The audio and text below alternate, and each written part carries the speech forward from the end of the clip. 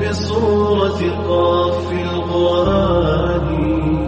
خالق کا پیغام، انسان کے نام، پرانی مضامین کا خلاصہ، روزانہ ایک پارہ، محترم پروفیسر ڈاکٹر محمد الیاس فیصل کے ساتھ. الحمدللہ وکفا والصلاة والسلام علی افضل الرسل وخاتم الانبیاء وعلی آلہ واصحابہ نجوم الہدى.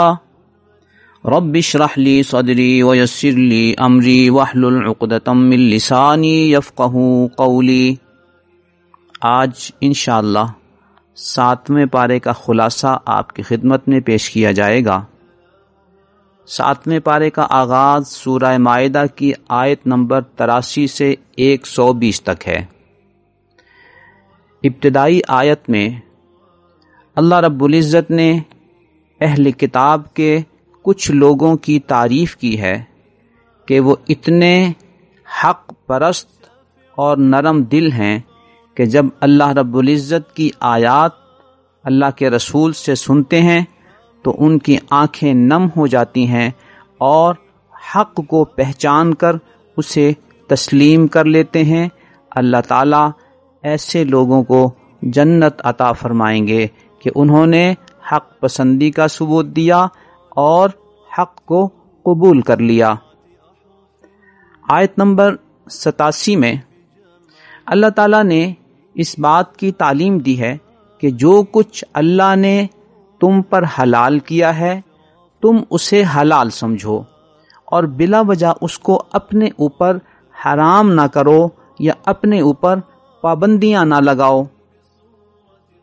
اسے حد سے تجاوز قرار دیا گیا ہے کہ جہاں تک اللہ تعالیٰ نے تمہیں کھانے پینے کی اجازت دی ہے اس کو اپنے لیے ممنوع قرار دینا یا حرام قرار دینا یہ اللہ کی حد سے آگے بڑھنا ہے. اس کو اللہ تعالیٰ پسند نہیں کرتے. اسی طرح جو چیزیں اللہ تعالیٰ نے ہمارے لیے لازم نہیں کی ہیں بلا وجہ ان کو اپنے اوپر لازم قرار دے دینا یہ بھی حد سے آگے بڑھنا ہے. ہم اپنی معاشرتی زندگی میں جب دیکھتے ہیں تو ہم نے بعض سال کے اوقات میں اپنے آپ کو کھانے پینے کے اور پکوان کے حوالے سے یوں پابند کر لیا ہے کہ اگر وہ کام ہم نہ کریں تو یوں سمجھتے ہیں جیسے کسی دینی کام میں کوتاہی ہو گئی ہے، اور اگر کوئی نہ کرے تو اس کو یہ کہتے ہیں کہ جیسے اس سے دینی کام میں کوئی کوتاہی ہو گئی ہے. 10 محرم کا روزہ رکھنا اور 10 سے پہلے 9 کو ملا لینا یا 10 کے بعد 11 کو ملا لینا یہ نبی اکرم صلی اللہ علیہ وسلم کا ارشاد ہے اور سنت ہے. اب اس عمل کے ساتھ اپنے آپ کو یوں پابند کر لینا کہ 10 محرم کے کوئی مخصوص پکوان ہیں اگر ہم وہ نہیں پکائیں گے تو جیسے دینی معاملات میں کوئی کوتاہی ہو جائے گی. اس کا منفی اثر ہماری زندگی پر یہ پڑتا ہے کہ جو اصل کرنے کے کام ہوتے ہیں وہ ہم سے چھوٹ جاتے ہیں اور جو سائیڈ کے کام ہوتے ہیں ہم ان میں مصروف ہو جاتے ہیں. اسی طرح شب برات ہو یا اس طرح کی کوئی اور مناسبت ہو اس میں مخصوص پکوان کے حوالے سے اپنے آپ کو پابند کر لینا اور اس کو شرعی رنگ دے دینا، یا اس دن ہمارے بعض نوجوان وہ پٹاخے وغیرہ شرلیاں وغیرہ چلاتے ہیں تو یہ بھی اصل کرنے کے کام سے اپنے آپ کو ہٹانا ہے اور ایسے کام میں الجھانا ہے جس سے اللہ راضی نہیں ہوتے. مصافحہ کرنا ایک پسندیدہ عمل ہے لیکن اپنی طرف سے اپنے آپ کو پابند کر لینا کہ فلاں نماز کے بعد ہم نے ہر ایک سے مصافحہ کرنا ہے یا ہر نماز کے بعد ہر نمازی نے دوسرے سے مصافحہ کرنا ہے تو یہ ہم نے اپنے آپ کو پابند کر لیا. یہ بھی حد سے تجاوز ہے. آپ جب مرضی مصافحہ کریں لیکن اپنے آپ کو پابند نہ کریں. اسی طرح فلاں کام پہ اتنی نیکیاں ملیں گی، اتنا اجر و ثواب ملے گا، جنت ملے گی، جہنم سے رہائی ہوگی. یہ ساری وہ باتیں ہیں کہ جو ہمیں اللہ تعالیٰ کی وحی کے ذریعے یا نبی اکرم صلی اللہ علیہ وسلم کے ارشاد کے ذریعے معلوم ہو سکتی ہیں. کہ فلاں کام کرو گے تو اتنا ثواب ملے گا، اتنی نیکیاں ملیں گی.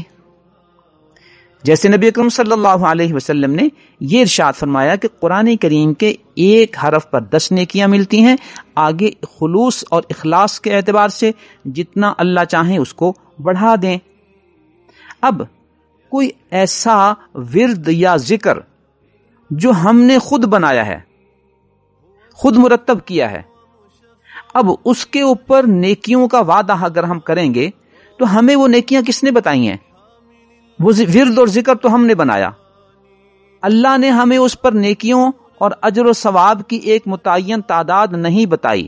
تو اگر ہم خود بتا رہے ہیں تو اس کا مطلب ہے ہم خود ساختہ ثواب لوگوں کو بتا رہے ہیں جو اللہ کی طرف سے ان کو نہیں ملنا، اس لیے کہ اللہ نے وہ ہمیں نہیں بتایا. یہ من گھڑت چیز ہے.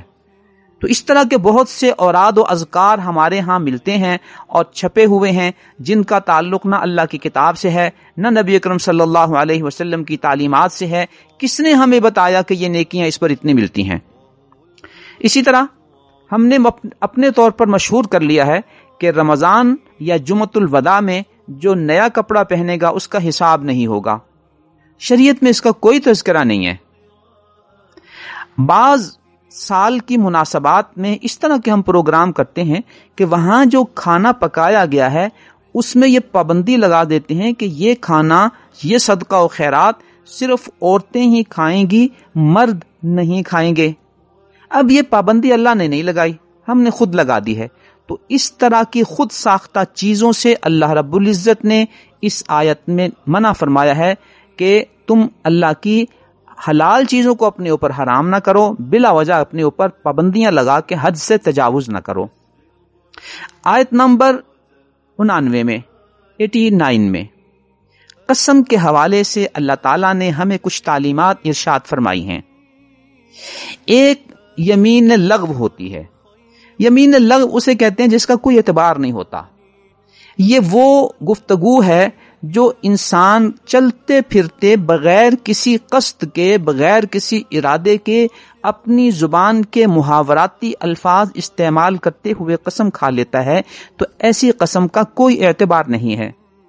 ہاں، اگر قسم کھائی گئی ہے کسی سابقہ یا آئندہ چیز پر اعتماد دلانے کے لیے اور قصدن وہ قسم کھائی گئی ہے تو اس قسم کا اعتبار ہوگا اور اس قسم کی پابندی کرنی ہوگی. اگر وہ قسم غلط ہے یا اس کی پابندی نہیں ہوئی تو اس آیت میں یہ بتایا گیا ہے کہ اس کا کفارہ دینا ہوگا.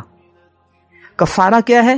10 مسکینوں کو ایک وقت کا معتدل اور متوازن درمیانہ کھانا کھلانا، یا 10 مسکینوں کے کپڑے بنا کر دینا.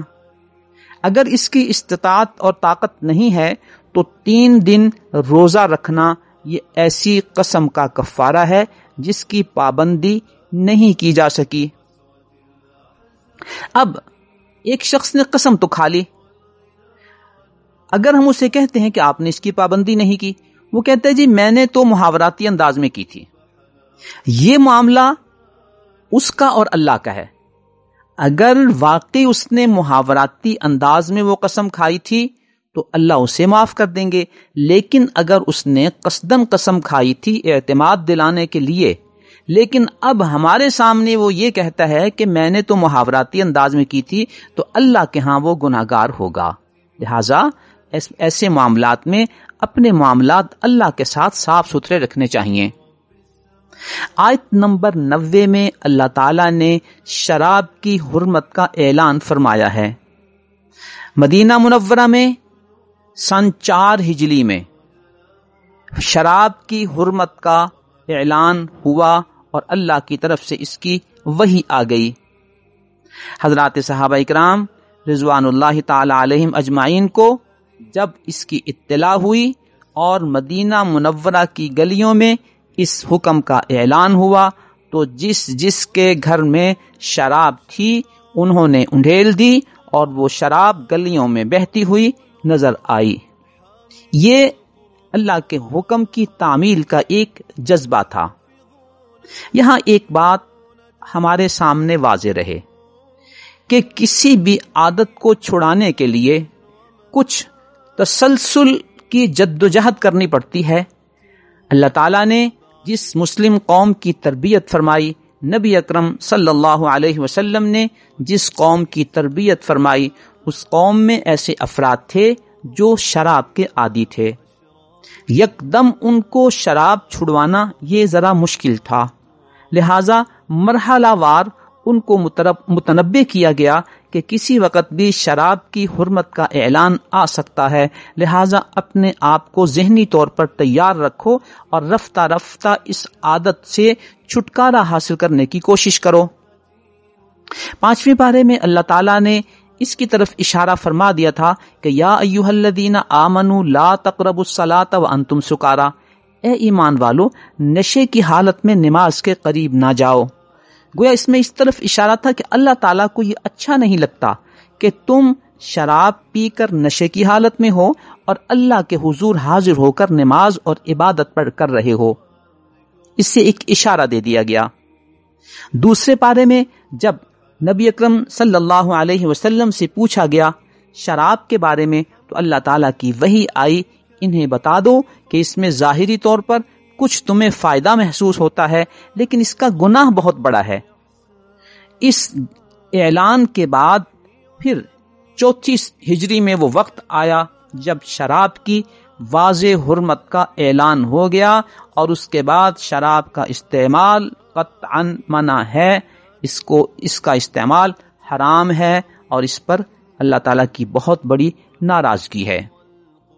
شراب کے ساتھ جوے کی حرمت کا بھی اعلان ہوا۔ جوا آپ حضرات بھی جانتے ہیں کہ ہم مختلف گیمز میں، چاہے وہ الیکٹرانک گیمز ہوں یا آؤٹ ڈور گیمز ہوں، ان میں اس طرح کی بات کر لی جاتی ہے کہ جو اتنے پوائنٹ حاصل کرے گا اس کو اتنے پیسے دوسری پارٹی دے گی۔ یہ جوا ہے۔ گھڑ دوڑ مجموعی طور پہ ایک اچھی عادت ہے، لیکن اگر اس پہ جوا لگا دیا جائے، شرط لگا دی جائے تو یہی گھوڑ دوڑ ناپسندیدہ عمل ہو جائے گا۔ مرغ اور بٹیر کو لڑانا ویسے ہی شرعی طور پر ناپسندیدہ ہے کہ دو جانوروں کو ہم صرف اپنی خوشی کے لیے لڑنے کی عادت ڈال رہے ہیں اور وہ ایک دوسرے کو زخمی کر رہے ہیں۔ لیکن اس جرم کے ساتھ ساتھ اگر کوئی شخص مرغ اور بٹیر یا کتے وغیرہ کی لڑائی پر شرط لگا دیتا ہے تو یہ جوا شمار ہوگا اور یہ بھی حرام ہے، اسے شراب کے ساتھ حرام قرار دیا گیا۔ ہمارے ہاں شطرنج کا لفظ جب بولا جاتا ہے تو اسے بڑا ناپسندیدہ کھیل شمار کیا جاتا ہے، وہ صرف اس وجہ سے کہ عموماً شطرنج کے کھیل پر جوا لگتا ہے، لہذا شطرنج کو ناپسندیدہ گیم شمار کیا جاتا ہے۔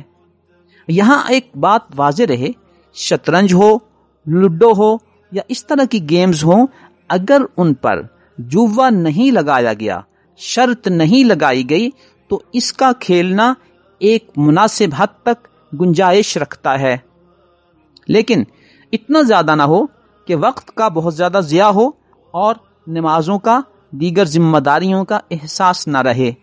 اسی شطرنج اور لوڈو پر یا اسی طرح کی کسی گیم پر اگر جوا اور شرط لگا دی جائے گی تو وہ حرام شمار ہوگا۔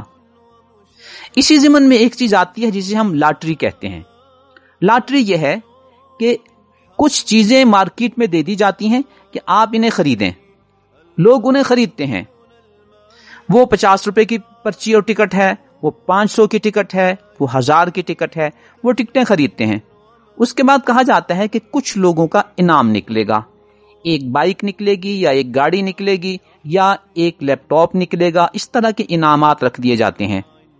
اب اگر 10,000 لوگوں نے وہ پرچیاں خریدی ہیں تو یہ انعامات 5-10 لوگوں کو ملیں گے۔ یہ سب لاٹری سسٹم ہے اور یہ جوے ہی کی ایک قسم ہے، یہ حرام ہے۔ آیت نمبر 95 میں اللہ تعالیٰ نے احرام کی حالت میں کچھ تعلیمات ہمیں دی ہیں کہ اس دوران اگر آپ صحرائی سفر کرتے ہوئے آ رہے ہیں اور ایسا سفر ہے کہ وہاں آپ کو شکار دستیاب ہے تو چونکہ آپ نے احرام باندھا ہوا ہے لہذا احرام میں شکار کرنا منع ہے۔ اگر کسی نے شکار کر لیا تو اسے کفارہ ادا کرنا ہوگا کہ جس طرح کا جانور اس نے شکار کیا ہے، وہ پرندہ ہو یا وہ اور نیل گائے یا اس طرح کی کوئی چیز ہو، تو پھر اسی کے مطابق اس کو ایک اور جانور بطور کفارہ ادا کرنا ہوگا۔ یہاں یہ بات واضح رہے کہ اللہ تعالیٰ نے آیت نمبر 96 میں اس بات کا اعلان فرما دیا کہ یہ بری شکار اور فضائی چیزیں وہ تمہارے لیے حرام ہیں، لیکن سمندری چیزوں کا شکار کرنا، نہر اور دریا کی چیزوں کا شکار کرنا یہ تمہارے لیے حلال ہے، جس میں مچھلی وغیرہ آ جاتی ہیں۔ ارشاد ربانی ہے احل لکم صید البحر، سمندر کا شکار تمہارے لیے حلال ہے۔ آیت نمبر 100 میں اللہ تعالیٰ نے اس بات کا اعلان فرمایا کہ اللہ کے ہاں کسی بھی چیز کے قبول ہونے کا معیار اس کی کثرت نہیں بلکہ اس کی پاکیزگی ہے۔ اللہ تعالیٰ کے ہاں پاکیزہ عمل، پاکیزہ عادات، پاکیزہ اطوار، پاکیزہ چیزیں وہ قبول ہیں، اور خبیث چیزیں وہ اللہ تعالیٰ کے ہاں ناپسندیدہ ہیں، چاہے وہ عمل ہوں، چاہے وہ گفتگو ہو یا اور کوئی چیز ہو۔ اگر خبیث عادات و اطوار کے لوگ اکثر ہیں تو اللہ تعالیٰ کہتے ہیں کہ کثرت کسی چیز کے صحیح ہونے کا معیار نہیں ہوتی، بلکہ معیار وہی ہے جو اللہ تعالیٰ نے قائم کیا ہے کسی چیز کے درست یا نادرست ہونے کا۔ آیت نمبر 110 میں اللہ رب العزت نے حضرت عیسیٰ علیہ السلام کے کچھ معجزات کا ذکر فرمایا ہے۔ پہلے ہمیں معجزے کی تعریف سمجھ لینی چاہیے۔ معجزہ کہتے ہیں کوئی ایسا کام کر دینا جو عام طور پر انسان کے بس میں نہ ہو، لیکن اللہ رب العزت کی طاقت سے، اللہ کی قدرت سے انسان یہ عمل سر انجام دے رہا ہے، اسے معجزہ کہتے ہیں۔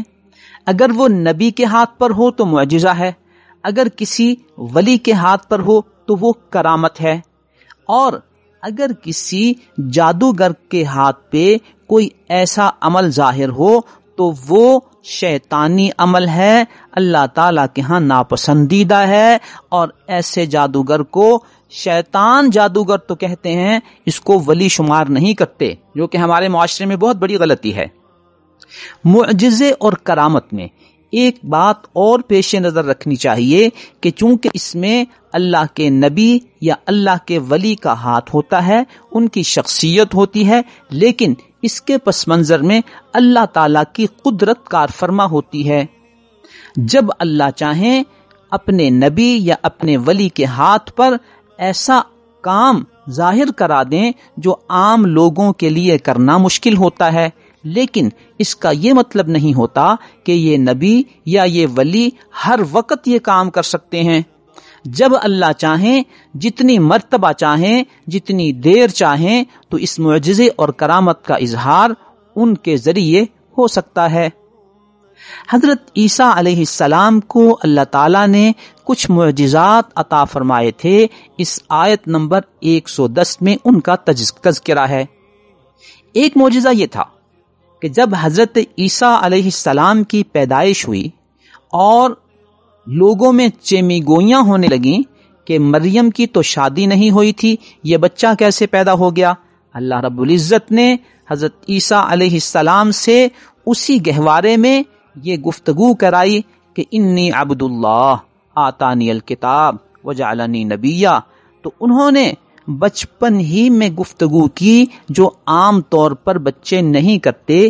یہ حضرت عیسیٰ علیہ السلام کا معجزہ تھا۔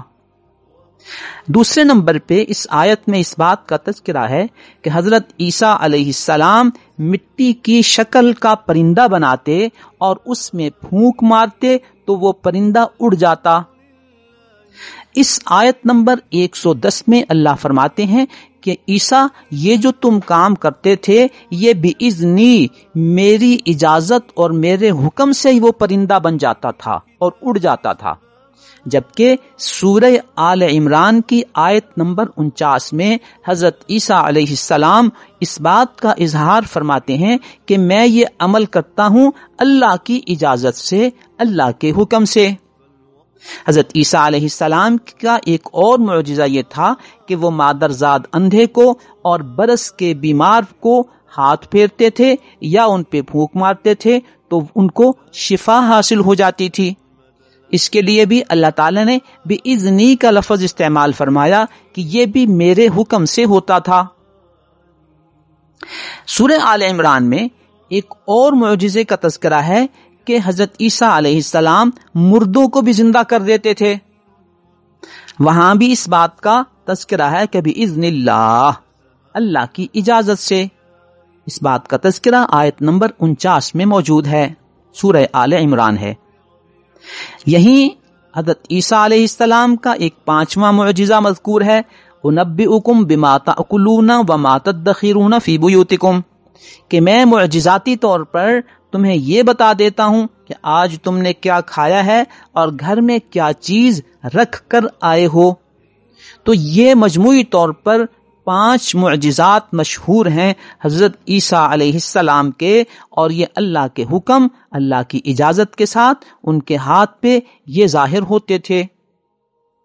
آیت نمبر 112 سے 115 تک حضرت عیسیٰ علیہ السلام کے ماننے والے، جنہیں حواریین کہتے تھے، انہوں نے حضرت عیسیٰ علیہ السلام سے یہ گزارش کی کہ ہمارا جی چاہتا ہے کہ اللہ تعالیٰ کی طرف سے ہمیں ایک دسترخوان کھانوں کا سجا ہوا وہ عنایت ہو، اور ہم یہ شرف حاصل کریں کہ اللہ تعالیٰ کی طرف سے آیا ہوا کھانا ہم نے کھایا ہے۔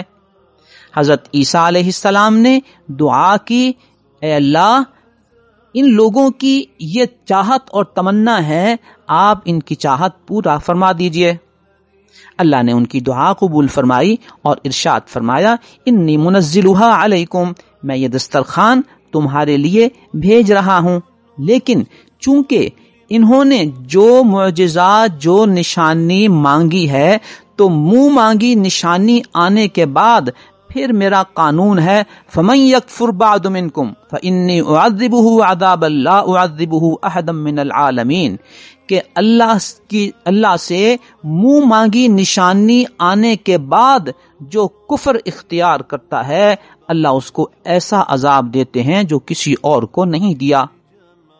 آیت نمبر 116 میں اللہ رب العزت نے حضرت عیسیٰ علیہ السلام سے کچھ باتیں پوچھیں اور ہمیں بتا دیں، ہمیں سمجھانے کے لیے کہ اللہ رب العزت وہ واحد ذات ہے جو عبادت کی مستحق ہے، اور جو لوگ کسی نبی کو عبادت میں شریک ٹھہراتے ہیں اللہ کا، ان نبیوں سے خود جب پوچھا جائے گا تو وہ ایسی عبادت سے اور عبادت کرنے والوں سے براءت کا اعلان کریں گے، اور وہ اعلان کریں گے کہ اے اللہ، ہم تو خود اس بات کے علم بردار تھے کہ عبادت کے لائق صرف آپ ہیں اور کوئی نہیں۔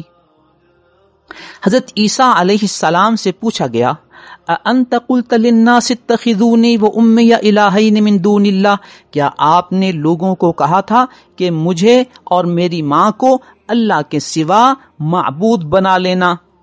حضرت عیسیٰ علیہ السلام عرض کریں گے، سبحانکا، اے اللہ، تو تو ہر قسم کے شریکوں سے پاک ہے، ما یکون لی ان اقول ما لیس لی بحق، میرا حق نہیں ہے کہ میں ایسی بات کروں جو مجھے نہیں کہی گئی۔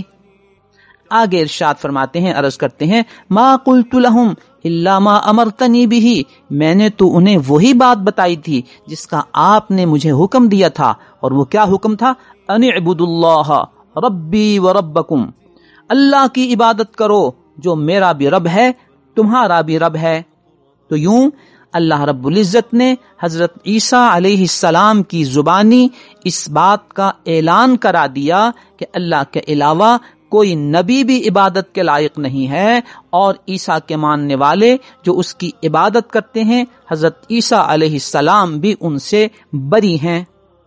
اگر کسی نبی کی عبادت اللہ کے ہاں قابل قبول نہیں ہے تو کسی ولی کی عبادت کرنا، کسی ولی کو سجدے کرنا، کسی ولی کے نام کی نظر و نیاز دینا اللہ کے ہاں کیسے قبول ہو سکتی ہے؟ جبکہ دنیا کے سارے نبی، دنیا کے سارے ولی جمع ہو جائیں ایک صحابی کے درجے کو نہیں پہنچ سکتے، چونکہ ان کی نظر مبارک نبی اکرم صلی اللہ علیہ وسلم کے چہرہ انور پر پڑی ہے، اور سارے صحابہ جمع ہو جائیں تو ایک عام نبی کے درجے کو نہیں پہنچ سکتے۔ تو حضرت عیسیٰ علیہ السلام جیسے جلیل القدر نبی جب وہ بھی یہ اعلان کر رہے ہیں کہ اے اللہ تیرے سوا کوئی عبادت کے لائق نہیں، تو ظاہر ہے ان کے سوا کسی اور کی عبادت نہیں کی جا سکتی، اور اللہ کے علاوہ کسی اور کی عبادت کرنا شرک ہے، جس کے بارے میں اللہ نے اعلان فرما دیا کہ میں ہر گناہ کو اپنی مرضی سے معاف کر سکتا ہوں، لیکن شرک کے بارے میں یہ اعلان کرتا ہوں کہ ان اللہ لا یغفر ان یشرک بہ، اللہ اپنے ساتھ کسی اور کو ٹھہرائے گئے شریک کو اور شرک کے عمل کو معاف نہیں کرے گا۔ اللہ تعالی ہمیں توحید پر قائم رکھیں، توحید پر موت عطا فرمائیں، اور ہر قسم کے شرک سے اللہ تعالی ہماری حفاظت فرمائیں تاکہ ہماری نجات ہو، اللہ کی رضا حاصل ہو اور جنت کا حصول ہو، جہنم سے بچ جائیں۔ بسم اللہ الرحمن الرحیم۔ آگے ہم سورۃ الانعام کے مضامین کا مختصر تعارف آپ کی خدمت میں عرض کرتے ہیں۔ سورہ انعام مکی ہے، اس کی 165 آیات ہیں۔ عام طور پر مکی اور مدنی صورتوں کا مزاج یہ ہے کہ مکی صورتوں میں اصلاح عقیدہ پر زیادہ توجہ دی گئی ہے، اور مدنی صورتوں پر عموماً مسائل سمجھائے گئے ہیں۔ یہ صورت چونکہ مکی ہے لہذا اس میں عقائد پر زیادہ توجہ دی گئی ہے۔ اس صورت کا آغاز اللہ رب العزت کے اس واضح اعلان اور عقیدے سے ہوتا ہے کہ الحمدللہ الذی خلق السماوات والارض، تمام تعریفیں اس ذات کے لیے ہیں جس نے آسمان و زمین کو پیدا کیا۔ اسلام آسمان و زمین کی تخلیق کے حوالے سے یہ ایک واضح اسلامی تصور ہے کہ ہمارے ہاں ان آسمان اور زمین کے پیدا کرنے والے اللہ رب العزت کی ذات ہیں۔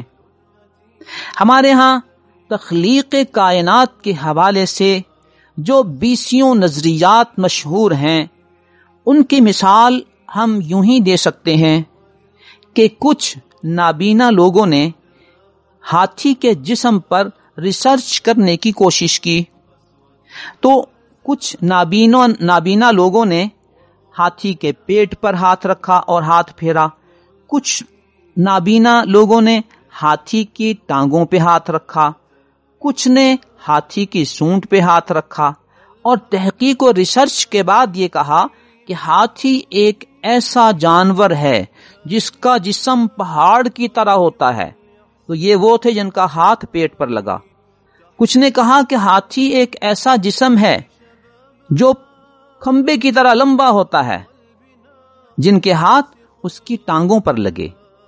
کچھ نے یہ کہا کہ ہاتھی ایک ایسے جسم کا نام ہے جو بھاری سا گوشت لٹک رہا ہوتا ہے۔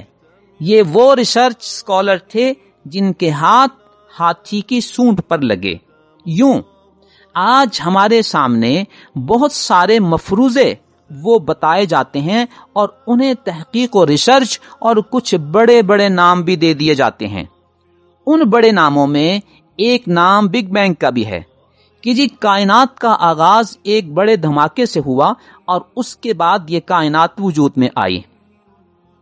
یہ بڑا عجیب دھماکہ ہے کہ اگر یہ عام دھماکہ ہو تو اس دھماکے کے نتیجے میں ایسا منظم نظام کہ جس کے مطابق ہم اپنی گھڑیاں سیٹ کرتے ہیں وہ معرض وجود میں آ گیا۔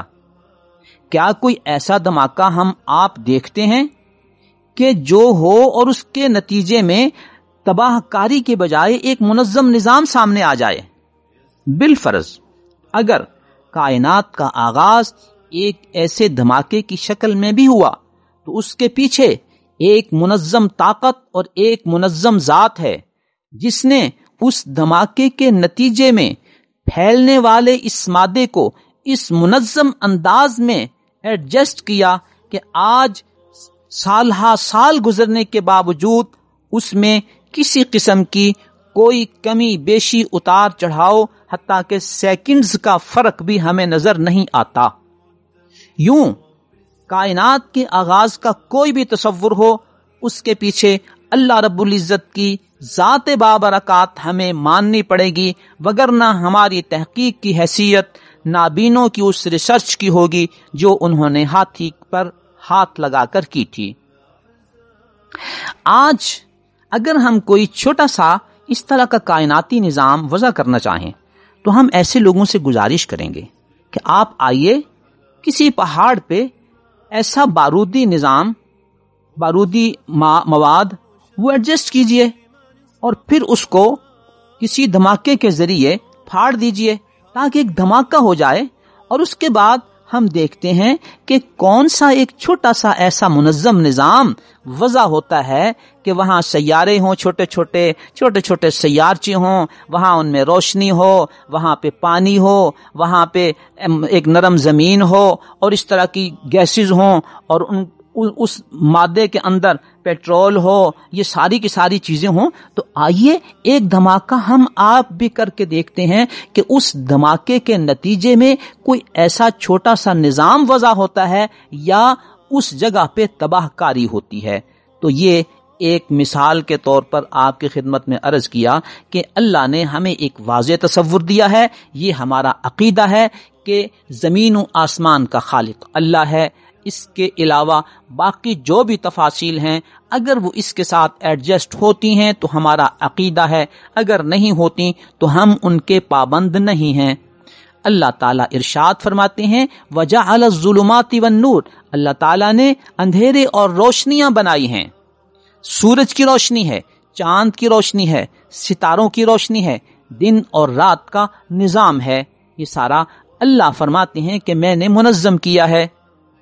اس منظم نظام کے مطابق ہم اپنے آپ کو، اپنے اوقات کو، اپنے معمولات کو، اپنی گھڑیوں کو ایڈجسٹ کرتے ہیں. اللہ فرماتے ہیں کہ باوجود اس کے کہ آسمان و زمین کا خالق میں ہوں، روشنی اور اندھیرے کا خالق میں ہوں، لیکن پھر بھی کچھ لوگ ایسے ہیں جو توحید کی بجائے شرک والے اعمال کرتے ہیں. آیت نمبر 2 میں اللہ تعالیٰ نے انسان کی تخلیق کے حوالے سے ہمیں ایک واضح تصور دیا ہے. هو الذی خلقکم من طین، اللہ وہ ذات ہے جس نے تمہاری ابتدا مٹی سے کی ہے. پہلی تخلیق مٹی سے ہوئی. اس سے مراد حضرت آدم علیہ السلام ہیں، جن کے بارے میں پہلے بھی آیا تھا کہ اللہ تعالیٰ فرماتے ہیں کہ عیسیٰ کی مثال آدم کی ہے کہ اللہ نے آدم کو مٹی سے پیدا کیا اور پھر فرمایا کن فیکون، کن کہا تو وہ ہو گئے. اللہ فرماتے ہیں کہ تمہارا آغاز مٹی ہے، پھر تمہاری آگے جو تخلیق ہوئی اس میں ہر ایک کے لیے ایک وقت مقرر ہے. اللہ تعالیٰ کے اس مقرر کردہ وقت کے باوجود پھر تمہیں کوئی شک آتا ہے؟ دیکھیے، ہر انسان کی ایک سب سے بڑی واقعاتی اور یقینی حقیقت کیا ہے؟ وہ موت ہے. یہ موت اللہ کی طرف سے آتی ہے. آج تک آدم علیہ السلام سے لے کر کوئی شخص ایسا نہیں گزرا جو اتنا طاقتور ہو کہ جو کہے گی جی میں نہیں مروں گا، میں نے نہیں مرنا، میری تحقیق اور ریسرچ اتنی ہو چکی ہے کہ اب میں ہمیشہ زندہ رہوں گا. اللہ فرماتے ہیں کہ جس نے تمہیں مٹی سے پیدا کیا اس نے ہی تمہاری موت کا انتظام کیا ہے. اسی لیے آیت نمبر 3 میں اللہ فرماتے ہیں وَهُوَ اللَّهُ فِي السَّمَاوَاتِ وَفِي الْأَرْضِ، آسمان و زمین میں اللہ ہی وہ معبود ہستی ہے جس کی عبادت ہونی چاہیے. آیت نمبر 6 سے آیت نمبر 11 تک اللہ تعالیٰ نے کچھ لوگوں کو کائنات میں غور و خوض کرنے کے لیے یہ ارشاد فرمایا ہے کہ تم ذرا اس زمین پر اپنے گرد و پیش میں ایسی بستیوں کو دیکھو، ایسی قوموں کو دیکھو جن کو ہم نے اس زمین پر حکومت دی تھی، لیکن جب انہوں نے اللہ کی تعلیمات کو ٹھکرایا اور شرک اختیار کیا، اللہ تعالیٰ نے انہیں تباہ و برباد کر دیا. اسی سورت کی آیت نمبر 11 میں اللہ تعالیٰ دعوت دے رہے ہیں کہ ذرا زمین میں چلا پھرا کرو اور غور کیا کرو کہ اللہ کی تعلیمات کو جھٹلانے والوں کا انجام کیا ہوا ہے۔ اللہ تعالیٰ نے قرآن کریم میں جتنے واقعات بیان فرمائے ہیں یہ قصے، کہانیاں اور خیالی چیزیں نہیں ہیں، یہ وہ واقعاتی حقائق ہیں کہ آج کے دور میں ان کا سمجھنا ہمارے لیے اس لیے آسان ہو گیا کہ دنیا ہمارے سامنے سمٹ کر آ چکی ہے۔ اب کسی بھی مقام کو، کسی بھی جگہ کو آپ سرچ کرنا چاہیں، دیکھنا چاہیں، اس کی پکچرز لینا چاہیں تو وہ آپ دیکھ سکتے ہیں، لے سکتے ہیں اور متعلقہ اداروں سے منگوا سکتے ہیں۔ مثال کے طور پر مدینہ منورہ سے تبوک جاتے ہوئے ایک علاقہ ہے جہاں حضرت صالح علیہ السلام کی قوم سمود کا علاقہ ہے، اسے مدائن صالح کہتے ہیں۔ اس علاقے میں پہاڑوں کے اندر بنے ہوئے ان کے مکانات ہیں۔ وہ لوگ جو اس دور میں پہاڑوں کو کھرید کر اپنے گھر تعمیر کیا کرتے تھے، جب انہوں نے اللہ تعالی کی تعلیمات سے روگردانی کی، اللہ نے ان کو تباہ و برباد کر دیا۔ قوم عاد کا تذکرہ جو احقاف علاقے میں ہے، اس طرح کی جو چیزیں ہیں وہ آج موجود ہیں، انہیں دیکھا جا سکتا ہے، اور اللہ تعالی ہمیں ترغیب دیتے ہیں کہ جاؤ دیکھو ان قوموں کا کیا انجام ہوا۔ اگر تم نے بھی انہی جیسے اعمال کیے تو تم بھی اللہ کی ناراضگی کا سہارا بن کر، ناراضگی اختیار کر کے تم بھی تباہ و برباد کر دیے جاؤ گے۔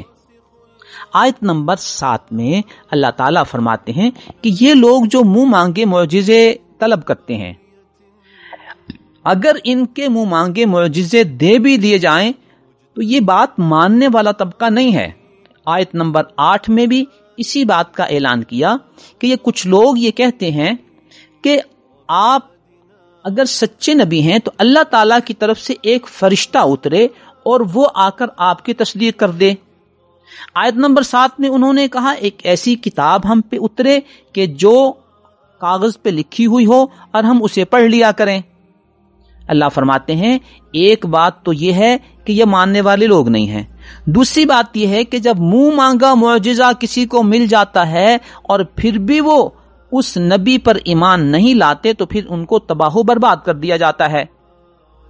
آیت نمبر 10 میں اللہ رب العزت نے نبی اکرم صلی اللہ علیہ وسلم کو یہ اطمینان دلایا کہ اگر یہ آپ کا مذاق اڑاتے ہیں آپ پریشان نہ ہوا کریں، اس سے پہلے رسولوں کا بھی مذاق اڑایا گیا، لیکن جنہوں نے رسولوں کا مذاق اڑایا وہ تباہ و برباد ہو گئے۔ آیت نمبر 12 سے آیت نمبر 13 تک اللہ تعالیٰ اس کائنات میں غور و خوض کرنے والوں کے لیے یہ پیغام دیتے ہیں کہ آؤ دیکھو آسمان و زمین کا نظام چلانے والا کون ہے۔ سب تسلیم کریں گے کہ یہ اللہ کی ذات ہے۔ اللہ فرماتے ہیں تو پھر سن لو کہ قیامت والے دن اللہ نے تم سب لوگوں کو جمع کرنا ہے، اور جنہوں نے اللہ پر ایمان نہیں لایا ہوگا وہ لوگ گھاٹے میں رہیں گے۔ مزید ارشاد فرمایا کہ یہ دن رات کا نظام بنانے والا کون ہے؟ یہ اللہ کی ذات ہے۔ جب اللہ کی ذات ہے تو اس کی توحید کو مانو اور اس کی تعلیمات کو تسلیم کرو۔ آج اللہ کا قرآن اور اللہ کا بھیجا ہوا رسول یہ تمہارے لیے دین کا معیار ہے، اسے تسلیم کر لو۔ آیت نمبر 14 میں ہمیں مزید سمجھانے کے لیے اللہ رب العزت نے ارشاد فرمایا کہ دیکھو آسمان و زمین کا پیدا کرنے والا جب اللہ ہے تو کیا اللہ کے علاوہ کسی اور کو کارساز سمجھا جا سکتا ہے؟ جبکہ اللہ کی وہ حیثیت ہے کہ اللہ تم لوگوں کو اور سب کو کھلاتا ہے اور کوئی اللہ کو نہیں کھلاتا۔ تو یہ بتایا گیا کہ جو اللہ کا کھاتا ہے وہ اللہ نہیں ہو سکتا، اللہ وہ ہو سکتا ہے جو کسی کا نہیں کھاتا اور وہ سب کو کھلاتا ہے۔ اللہ فرماتے ہیں آپ بطور نمونہ اپنے آپ کو پیش کر دیجئے، بطور اسوہ اور قدوہ پیش کر دیجئے کہ ہر شخص کا مزاج یہ ہونا چاہیے کہ اور کوئی مانے نہ مانے، میں تو اللہ کی توحید کو تسلیم کرتا ہوں اور میں ہرگز شرک کرنے والوں میں سے نہیں ہوں۔ آیت نمبر 15 سے آیت نمبر 16 تک یہ بات بتائی گئی ہے کہ اللہ رب العزت کسی کو عذاب دینا چاہیں گے تو عذاب دے دیں گے، اور جو اس عذاب سے بچ جائے گا وہ گویا کامیاب ہے۔ تو کامیابی کا معیار اللہ کے عذاب سے بچ جانا ہے، اور وہ تبھی ممکن ہے جب اللہ کی تعلیمات کو تسلیم کیا جائے گا۔ آیت نمبر 18 میں اللہ تعالیٰ نے ہمیں ایک بہت بڑی حقیقت سمجھائی ہے، وَإِن يَمْسَسْكَ اللَّهُ بِضُرٍّ فَلَا كَاشِفَ لَهُ إِلَّا هُ، اگر آپ کو کوئی تکلیف پہنچ جائے تو اللہ کے علاوہ کوئی اس تکلیف کو نہیں ہٹا سکتا۔ کوئی بیماری ہو، کوئی چوٹ ہو، اور کوئی ایسا نظام ہو جس سے انسان پریشان ہے، تو ان سب چیزوں کو اللہ ہی ہٹا سکتے ہیں، اللہ کے علاوہ اور کوئی نہیں ہٹا سکتا۔ اسی چیز کو سورہ یونس کی آیت نمبر 107 میں بھی بیان کیا گیا، اور وہاں یہ بھی ارشاد فرما دیا گیا کہ جیسے کسی کو پہنچی ہوئی تکلیف کوئی اللہ کے علاوہ نہیں ٹال سکتا، اسی طرح اگر اللہ کسی کو بھلائی دینا چاہیں، کسی کو خیر پہنچانا چاہیں، تو اس کو بھی کوئی روکنے والا نہیں ہے۔ جب اللہ ہی ہمیں خیر اور بھلائی دینے والا ہے، اللہ ہی ہماری پریشانیاں ٹالنے والا ہے، تو پھر اللہ ہی سے ہمیں مانگنا چاہیے، اللہ ہی کی عبادت کرنی چاہیے۔ آیت نمبر 19 میں اللہ رب العزت نے قرآن کی اہمیت بتائی ہے کہ قرآن اس لیے اتارا ہے تاکہ اس کا پیغام جو حاضرین ہیں ان کو پہنچے اور سب کو پہنچے، اور وہ پیغام کا مرکز کیا ہے؟ اللہ کی توحید اور شرک سے براءت ہے۔ اس سورت کی آیت نمبر 20 میں اہل کتاب اور خصوصاً یہودیوں کے حوالے سے یہ بات بتائی گئی کہ یہ اسلام قبول نہیں کر رہے، اس لیے نہیں کہ انہیں بات سمجھ نہیں آئی، بلکہ وہ ضد کی وجہ سے اسلام قبول نہیں کر رہے، وہ تو اسلام اور نبی کی حقانیت کو اتنا جانتے اور پہچانتے ہیں جس طرح کوئی اپنے بیٹوں کو پہچانتا ہے۔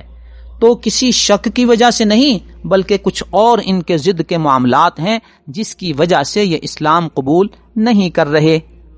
آیت نمبر 22 سے آیت نمبر 28 تک اللہ تعالیٰ نے شرک کرنے والوں کو مخاطب کر کے کہا کہ قیامت والے دن ہم ان کو اکٹھا کریں گے اور پھر ان کو کہیں گے کہ آج اپنے ان معبودوں کو لاؤ جنہیں تم اللہ کے ساتھ شریک کیا کرتے تھے۔ یہ مشرک لوگ اللہ کو یہ عرض کریں گے جھوٹ بولتے ہوئے، اے اللہ ہم نے تو شرک نہیں کیا تھا، ہم تو مشرک نہیں تھے۔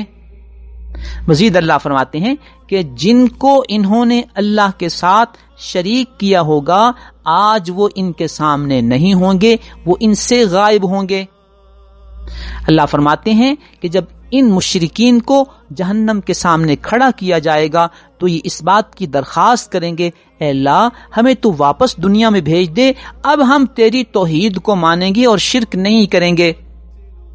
آیت نمبر 29 سے آیت نمبر 32 تک اس زندگی کے حوالے سے اللہ تعالیٰ نے کچھ لوگوں کا یہ موقف بتایا ہے کہ کچھ لوگ یہ کہتے ہیں کہ بس یہی دنیا ہے، اس کے بعد کوئی قیامت کا تصور نہیں ہے اور جزا و سزا کا کوئی نظام نہیں ہے۔ اللہ فرماتے ہیں کہ تمہاری اس دنیا کی پتہ کیا حیثیت ہے؟ دنیا کی زندگی کی حیثیت بالکل ایسے ہے جیسے کھیل کود والی چیز ہوتی ہے، وہ یا ایک وقتی نظام ہے، جبکہ وَلَلدَّارُ الْآخِرَةُ خَيْرٌ، اصل زندگی تو آخرت کی ہے۔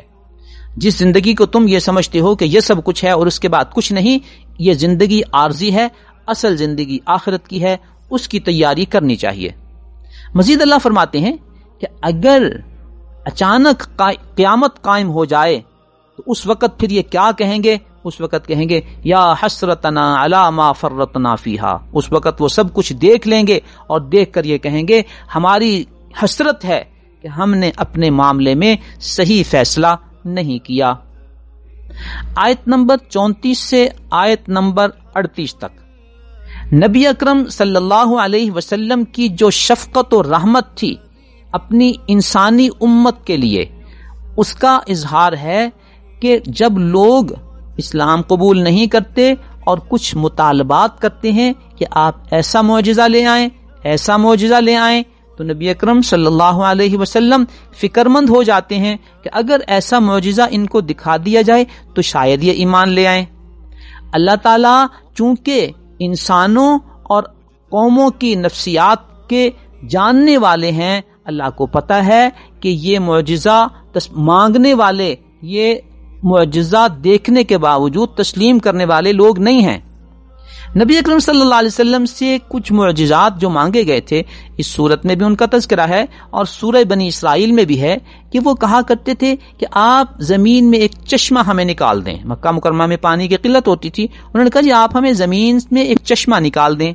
یا کہتے تھے کہ آپ کا گھر کوئی کوٹھی نما قیمتی ہونا چاہیے، یا یہ کہتے تھے کہ آپ ہمارے سامنے آسمان پر چڑھیں اور آسمان پہ جا کر ہمارے لیے ایک کتاب لے کر آئیں، پھر ہم اس کتاب کو پڑھیں، پھر ہم آپ پر ایمان لائیں گے۔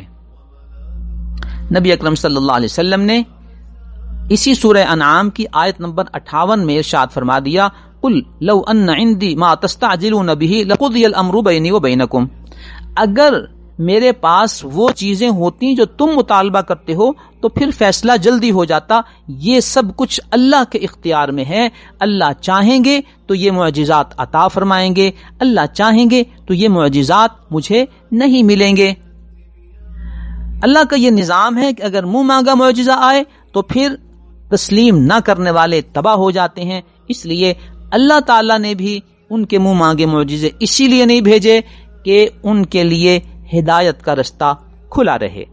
آیت نمبر 40 میں اللہ رب العزت انہی لوگوں کو مخاطب کرتے ہوئے سمجھاتے ہیں کہ اگر اچانک تم پر عذاب آ جائے یا اچانک تم پر قیامت قائم ہو جائے تو کیا اس وقت تم اللہ کے علاوہ کسی اور کو پکارو گے؟ اللہ فرماتے ہیں اس وقت تو تم بل ایاہ تدعون، اسی کو تم پکارو گے، وتنسون ما تشرکون، اور اپنے شریکوں کو بھول جاؤ گے۔ لہذا ہر وقت اللہ ہی کی عبادت کرو، اللہ ہی کو پکارو اور شرک نہ کرو۔ آیت نمبر 42 اور آیت نمبر 45 میں اللہ رب العزت نے اس بات کا اظہار کیا ہے کہ قوموں پر جب سختی آتی ہے تو اگر وہ قومیں اللہ کے حضور عاجزی کرتی ہیں تو اللہ تعالیٰ انہیں عذاب سے بچا لیتے ہیں، لیکن اگر وہ سخت دل ہوتی ہیں اور شیطان کی باتوں کو مان لیتی ہیں تو اللہ تعالیٰ ان کو مزید مہلت دے دیتے ہیں، مزید ان کو عیاشی کا موقع دیتے ہیں۔ جب خوب عیش و عشرت میں وہ پڑ جاتے ہیں تو اللہ تعالیٰ کی طرف سے اچانک گرفت آ جاتی ہے۔ یہ صورتحال افراد کے لیے بھی ہوتی ہے اور طبقات کے لیے بھی ہوتی ہے۔ لہٰذا اس بات کو ہمیں سمجھنا چاہیے کہ ہم جس عیش و عشرت میں ہیں کیا یہ اللہ تعالیٰ کی طرف سے کہیں مہلت اور آزمائش تو نہیں ہے؟ آیت نمبر 83 میں اللہ تعالیٰ فرماتے ہیں کہ ذرا غور تو کرو، اگر اللہ تم میں بہرا بنا دے، اگر اللہ تمہیں اندھا بنا دے تو کون ہے جو تمہیں شفا دے سکتا ہے؟ جب اللہ ہی شفا دینے والا ہے، اللہ چاہے تو تمہیں آنکھوں والا بنا دے، اللہ چاہے تو اندھا بنا دے، تو پھر اللہ کے علاوہ کسی اور کو اللہ کے ساتھ شریک نہ کیا کرو۔ آیت نمبر 50 کا ترجمہ اگر آپ خود بھی اپنے طور پر قرآن کریم میں پڑھ لیں تو آپ کو بہت کچھ سمجھنے کا موقع ملے گا۔ میں بھی اس کا ترجمہ آپ کے سامنے عرض کر دیتا ہوں کہ جب کفار کے مطالبے نبی اکرم صلی اللہ علیہ وسلم سے بہت زیادہ ہو گئے تو اللہ نے آپ کی زبانی ایک اعلان فرمایا، قُل لَا أَقُولُ لَكُمْ عِنْدِي خَزَائِنُ اللَّهِ، اللہ فرماتے ہیں اعلان فرما دیجئے میرا یہ دعویٰ نہیں ہے کہ میرے پاس اللہ کے سارے خزانے ہیں، وَلَا أَعْلَمُ الْغَيْبِ، اور نہ ہی میں غیب دان ہوں، وَلَا أَقُولُ لَكُمْ إِنِّي مَلَكٌ، اور نہ ہی میں تمہیں کہتا ہوں کہ میں فرشتہ ہوں، ان اتبع الا ما یوحى الی، میری حیثیت نبی اور رسول کی ہے، اللہ کا جو بھی پیغام اور وحی میرے پاس آ جاتی ہے میں تو اسی کی پابندی کرتا ہوں۔ آیت نمبر 52 سے آیت نمبر 55 تک ایک مخصوص واقعے کی طرف اشارہ ہے کہ کچھ رؤسائے قبائل نبی اکرم صلی اللہ علیہ وسلم کی خدمت میں حاضر ہوئے تو دیکھا کہ وہاں کچھ غریب صحابہ کرام بھی آپ کی خدمت میں حاضر ہیں. تو انہوں نے آپ صلی اللہ علیہ وسلم کی خدمت میں یہ عرض کیا کہ یا رسول اللہ صلی اللہ علیہ وسلم، اگر آپ ہمارے لیے ایک علیحدہ مستقل خاص نشست رکھ لیں اور ان حضرات کے لیے علیحدہ رکھ لیں تو اس میں ہمیں یہ آسانی ہوگی.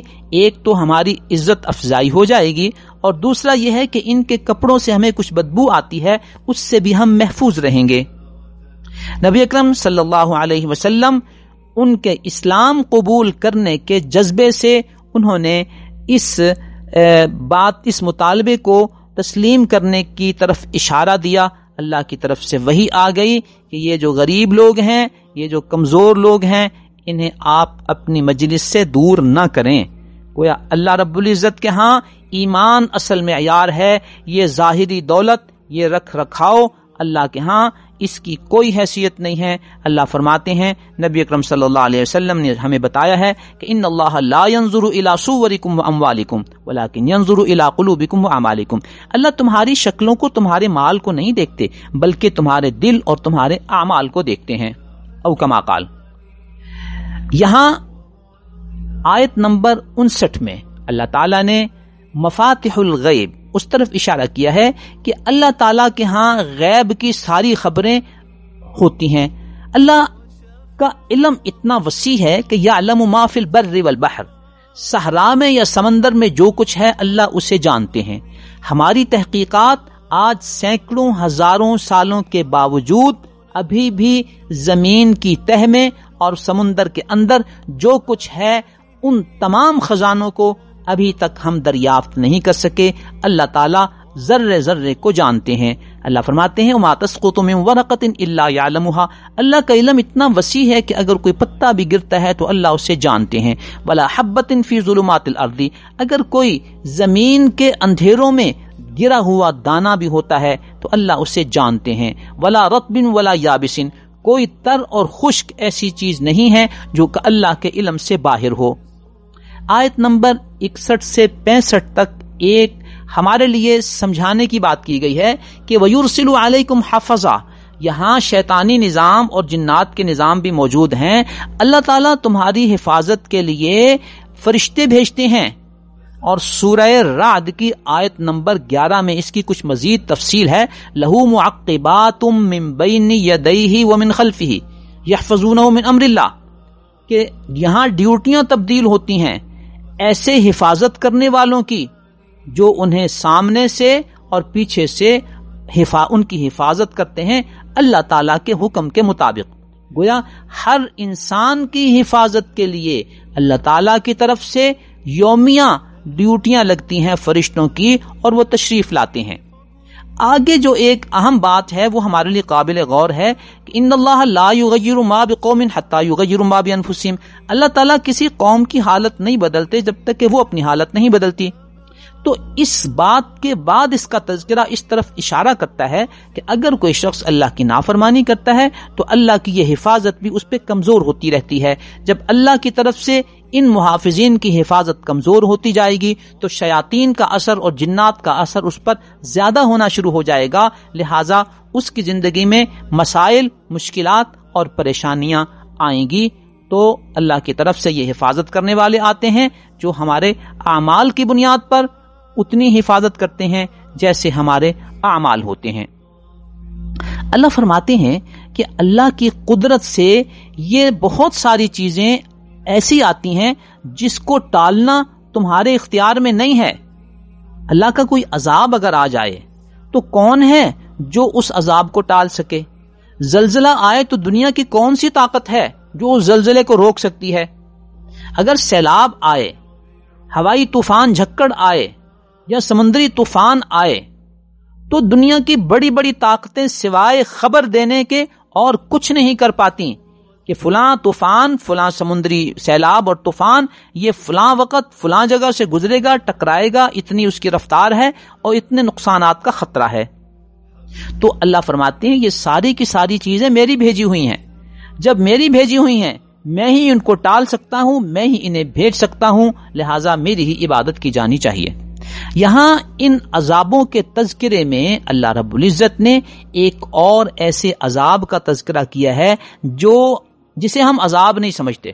اللہ فرماتے ہیں او یلبسکم شیعا ویذیق بعضکم علی بعض، کہ اللہ تعالیٰ تمہیں گروہوں میں تقسیم کر دے اور پھر آپس میں تم ایک دوسرے کے ساتھ لڑنے جھگڑنے لگ جاؤ. تو یہ جو ہمارے طبقات میں، ہمارے معاشروں میں اختلاف ہوتا ہے، گروہ بندی ہوتی ہے، یہ ہمارے بدعمالی کی وجہ سے اللہ کی طرف سے ہم پر عذاب آتا ہے. آج کل عام طور پہ جو تذکرہ ہوتا ہے اختلافات کے حوالے سے، وہ بڑا مشہور تذکرہ ہے کہ جی مذہبی طبقے اختلاف کرتے ہیں، مذہبی طبقوں میں فرقہ بندیاں ہیں، مذہبی طبقوں میں گروہ بندیاں ہیں. یہ سب کچھ ایک پروپیگنڈا ہے، جبکہ حقیقت حال ہم اپنے معاشرے کو دیکھیں، اس کا تجزیہ کریں تو ہمارے معاشرے میں گروہ بندیاں لسانی بنیادوں پر بھی ہیں، علاقائی بنیادوں پر بھی ہیں، اور سب سے بڑی گروہ بندی، سب سے بڑی فرقہ بندی، سب سے بڑی فرقہ پرستی وہ سیاسی بنیادوں پر ہے. آپ اور میں، ہم اپنے معاشروں میں دیکھتے ہیں کہ جب انتخابات ہوتے ہیں تو کس طرح قتل و غارت ہوتی ہے اور ایک دوسرے پر حملے کیے جاتے ہیں، فائرنگ ہوتی ہے، ڈنڈے برسائے جاتے ہیں، مکے برسائے جاتے ہیں. تو یہ سب کچھ اسی طرح فرقہ پرستی ہے، اسی طرح فرقہ بندی ہے، اسی طرح جماعت پرستی ہے جس طرح ہم صرف اور صرف مذہبی طبقوں کو نشانہ بناتے ہیں. تو یہ ساری چیزیں بھی اسی تقسیم کا حصہ ہیں اور بنیادی طور پر یہ ہماری بدعمالیوں کا نتیجہ ہوتا ہے. اللہ تعالی ہمیں اپنی طرف رجوع کرنے کی توفیق عطا فرمائے اور ان تمام گروہ بندیوں سے اللہ تعالی ہماری حفاظت فرمائے. آیت نمبر 75 سے آیت نمبر 90 تک اللہ تعالیٰ نے حضرت ابراہیم علیہ السلام کے حوالے سے کچھ ارشادات ہمیں بتائے ہیں، ہمیں سمجھائے ہیں. حضرت ابراہیم علیہ السلام نبی تھے، داعی تھے. انہوں نے جب آزر سے یہ کہا کہ تم بتوں کو اپنا معبود سمجھتے ہو، یہ تو گمراہی ہے، پھر سمجھانے کے لیے انہوں نے کچھ باتیں کی. جب رات کو ستارے نظر آنے لگے تو انہوں نے سوالیہ انداز میں کچھ یوں کہا کہ یہ میرا رب ہے. جب وہ ستارہ غروب ہو گیا، نظر نہ آنے لگا، روشنی کی وجہ سے وہ گم ہو گیا، تو فرمانے لگے لا احب الآفلین، جو ظاہر ہو اور پھر غائب ہو جائے، میں ایسے لوگوں کو، میں ایسی چیزوں کو اپنا معبود اور رب نہیں مان سکتا. جب انہوں نے چاند کو دیکھا تو لوگوں کو سمجھانے کے لیے کہا کہ چاند اتنی روشنی والا یہ میرا رب ہے. جب چاند بھی غائب ہو گیا اور نظر نہ آنے لگا، اس کی روشنی ختم ہو گئی، تو فرمانے لگے کہ اگر اللہ مجھے ہدایت نہ دیتے تو میں بھی گمراہ ہو جاتا اور اس چاند کو میں اپنا معبود سمجھ لیتا. مزید سمجھانے کے لیے حضرت ابراہیم علیہ السلام نے جب سورج کو دیکھا تو پھر وہی بات کی کہ یہ میرا رب ہے، یہ تو بہت بڑا ہے، اس کی روشنی تو بہت زیادہ ہے. جب سورج بھی غروب ہو گیا تو فرمانے لگے انی بریء مما تشرکون، میں تمہارے سارے شریکوں سے بری ہوں. یہاں اس ضمن میں آیت نمبر 83 اور 86 میں پورے قرآن کریم کے حوالے سے سب سے زیادہ انبیاء کا تذکرہ ہے. ان آیات میں 18 انبیاء کا تذکرہ موجود ہے اور ان کے نام ذکر کیے گئے ہیں. آیت نمبر 93 اور 94 میں اس بات کا ذکر ہے کہ اگر کوئی شخص جھوٹی نبوت کا دعویٰ کرتا ہے یا یہ کہتا ہے کہ مجھ پر اللہ کی طرف سے وحی آئی ہے، تو ظاہر ہے اللہ کے نبی صلی اللہ علیہ وسلم کے بعد اب کسی پر وحی نہیں آنی جو وحی آنے کا دعویٰ کرتا ہے. اللہ فرماتے ہیں کہ اس کو اس جرم کا اندازہ اس وقت ہوگا جب یہ مرے گا اور اللہ کا دردناک عذاب اس کو چھوئے گا اور اسے اس عذاب کا سامنا کرنا پڑے گا. اللہ فرماتے ہیں کہ جب تم میرے پاس آؤ گے نا تو اکیلے آؤ گے. جس طرح تم دنیا میں پیدا ہوئے تھے تو اکیلے آئے تھے، اسی طرح آؤ گے، مرنے کے بعد بھی اکیلے آؤ گے. وہاں کوئی تمہارا سفارشی نہیں ہوگا. آج ہم خود ہر مرنے والے کو قبر میں چھوڑ کے آتے ہیں، وہاں وہ اکیلا ہوتا ہے، نہ اس کے پاس وہاں کاپی پینسل ہوتا ہے، نہ اس کے بعد موبائل اور لیپ ٹاپ ہوتا ہے، نہ اس کے پاس کوئی اور مدد پہنچانے والا ہوتا ہے، نہ اس کے بعد ہماری طرف سے کوئی کھانے کا انتظام ہوتا ہے. ہم ہر حال میں اس کو اکیلا چھوڑ کر آتے ہیں. اب اس کا اور اللہ کا معاملہ ہے. آیت نمبر 95 سے 99 تک اللہ رب العزت نے بہت سے کائناتی حقائق کو بیان فرما کر اس بات کا اعلان فرمایا ہے کہ اللہ ہی ہے جو اس نظام کو چلانے والا ہے. اللہ فرماتے ہیں کہ دانے اور گٹھلی سے پودا اور درخت نکالنے والا کون ہے؟ صرف اللہ ہے. صبح کا اجالا دینے والا کون ہے؟ اللہ ہے. رات آتی ہے، سورج اور چاند ایک مخصوص متعین نظام کے ساتھ چلتے ہیں. یہ کون چلاتا ہے؟ یہ اللہ ہی کا نظام ہے. یہ ستارے، بارش کا نظام، درختوں پر پھل پھول لگانا، یہ کون اس نظام کو چلاتا ہے؟ اللہ ہی چلاتا ہے. اسی لیے آیت نمبر 100 میں بتایا، اس سب کے باوجود پھر بھی یہ لوگ اللہ رب العزت کے ساتھ جنات کو شرکا ٹھہراتے ہیں. جنات کے شرکا کا تذکرہ بطور خاص اس لیے کیا گیا کہ ویسے تو شریک جو چیزیں ٹھہرائی جاتی ہیں وہ پتھر بھی ہو سکتا ہے، وہ درخت بھی ہو سکتا ہے، وہ کوئی جانور بھی ہو سکتا ہے جس کی لوگ عبادت کرتے ہیں، وہ کوئی زندہ انسان بھی ہو سکتا ہے، وہ کوئی فوت شدہ انسان بھی ہو سکتا ہے. لیکن جنات کا ذکر اس لیے کیا گیا کہ عام طور پر شرک جو کیا اور کرایا جاتا ہے اس کے پیچھے شیاطین اور جنات ہوتے ہیں. یہ بڑی سمجھنے والی بات ہے کہ جہاں بھی درخت کی پوجا ہو رہی ہو، پتھر کی پوجا ہو رہی ہو، کسی قبر کی پوجا ہو رہی ہو، تو یہ پوجا کرانے والے اور وہاں آ کر لوگوں کو عجیب عجیب منظر اور مناظر دکھانے والے یہ شیاطین ہوتے ہیں. اسی لیے جب نبی اکرم صلی اللہ علیہ وسلم نے فتح مکہ فرما لیا تو حضرت خالد بن ولید رضی اللہ تعالیٰ عنہ کو طائف کا ایک بت توڑنے کے لیے بھیجا. حضرت تشریف لے گئے اور بت کو توڑ کر واپس آ گئے. نبی اکرم صلی اللہ علیہ وسلم نے پوچھا کہ بت کو توڑائے ہو؟ انہوں نے عرض کیا جی توڑایا ہوں. فرمایا کیا دیکھا؟ عرض کیا کچھ نہیں. فرمایا جاؤ، ابھی تم نے اس بت کو نہیں توڑا. پھر خالد بن ولید دوبارہ تشریف لے گئے اور دوبارہ جا کر اس کو جڑ سے جب اکھاڑنے لگے تو اندر سے ایک جننی اور ایک چڑیل ظاہر ہوئی جس کے بال بکھرے ہوئے تھے اور وہ بین کر رہی تھی. حضرت خالد بن ولید رضی اللہ تعالیٰ عنہ نے اس کو بھی اپنی تلوار کے ساتھ قتل کر دیا اور اس کو جڑوں سے اکھیڑ دیا. جب واپس تشریف لائے نبی اکرم صلی اللہ علیہ وسلم نے ارشاد فرمایا کہ بت کو ضائع کر آئے ہو، ختم کر آئے ہو؟ انہوں نے کہا جی عرض کر آیا ہوں. میں کیا دیکھا؟ عرض کیا کہ یہ دیکھا میں نے کہ ایک چڑیل اور جننی وہاں سے نکلی ہے. فرمایا نبی اکرم صلی اللہ علیہ وسلم نے یہ تھا وہ اصل بت جو وہاں پہ لوگوں کو عبادت کے لیے قائل کرتا تھا اور ان کو حرکات سکنات کر کے دکھاتا تھا. اصل وہاں پہ جن یہ چڑیل تھی. تو یوں جنات، یہ شیاطین اللہ رب العزت کے ساتھ لوگوں کو شریک ٹھہرانے کے لیے عجیب عجیب کارنامے کرتے کراتے اور دکھاتے ہیں. لہذا خاص طور پہ یہاں جنات شرکا کا ذکر کیا گیا. اللہ رب العزت ہمیں توحید کو صحیح طرح سمجھنے کی اور شرک کے تمام شعبوں سے اپنے آپ کو بچنے اور بچانے کی توفیق عطا فرمائے. اور یہ تبھی ہے جب ہم قرآنی تعلیمات کے ساتھ وابستہ ہوں گے، اللہ تعالیٰ کی تعلیمات کو سمجھیں گے اور اس کے مطابق عمل کرنے کی کوشش کریں گے. اللہ